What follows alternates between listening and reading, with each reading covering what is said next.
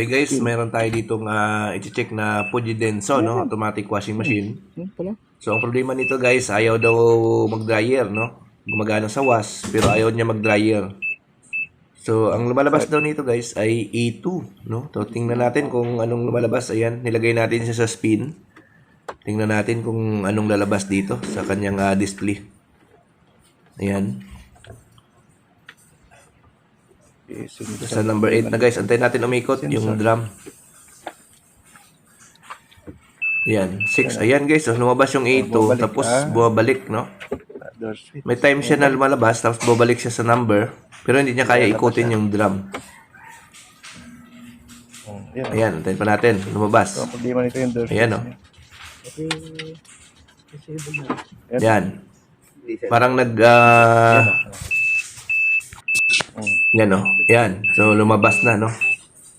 Ayan. So, ibig sabihin, guys, pag ganito ang problema, yung ito lumalabas, minsan, buwabalik, lumalabas. So, ang problema nito, guys, mayroong lost connection, no? Lost connection ang problema nito. Hindi siya, kumbaga, mayroong hindi na gumagana. So, ayan, binuksan natin yung likuran, guys. Ayan, ito yung pinaka likod nitong washing machine na ito. Ayan. So, ito guys yung sa door switch, no? Ayan. Ito yung sa door switch. Ayan. Na-disable na nila. Ito yung isa sa mga ano. Ito guys, so, na-bypass na rin yung drum sensor, no? So, na-bypass na. So, ang problema nito guys, ito, yung door switch niya. Nandito ang problema. Ayan, lost connection, no? So, ito, although na-bypass na nito ng may-ari, yung pinaka-drum switch niya, okay na sana guys, nakuha na sana. Ang problem lang, medyo mali yung pagka-bypass, no? Kapag nag-bypass kayo sa ganito, guys, ayan, no? Yung black and white ang itatap nyo. Yung papunta doon sa door switch, i-disable nyo na. Ayan. Ayan, no? Yung black and white. So, dapat ito yung itatap nyo. Yung isang wire na nakakonect doon sa door switch. Ayan, yung isang wire na nakakonect dyan sa door switch. Tapos, yung isang wire naman, yung nandoon sa drum sensor, no? So, bali yung black at saka white yung i-connect nyo dyan, no? Ayan, no?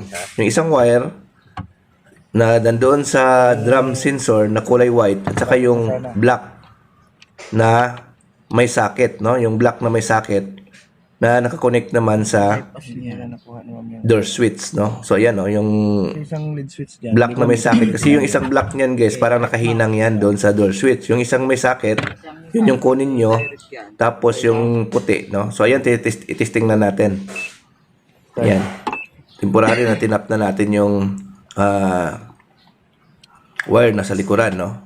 So, tandaan nyo lang, guys, pag ganitong model na nagkaroon ng ganitong error, E2, yung kulay puti na wire doon sa kanyang bump sensor, nandun yan siya sa ilalim ng water level sensor banda. At saka yung kulay itim na may socket na nakakonect sa door sensor, na ito yung door sensor dito guys, yan ang pagkukunikin nyo, no? Para tama yung connection.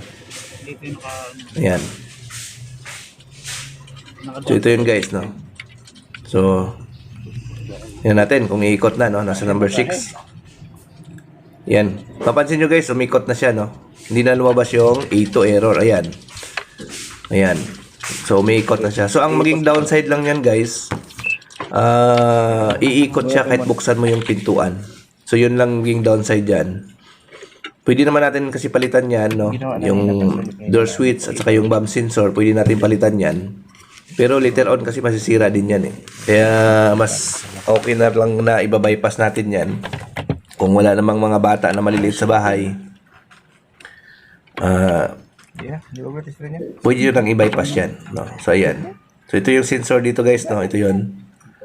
So, ilalim nito guys, andyan yung drum sensor na parang relay, no? So, kukunin nyo lang yung white na wire at saka itap nyo doon sa wire na black na may socket na nakakonect siya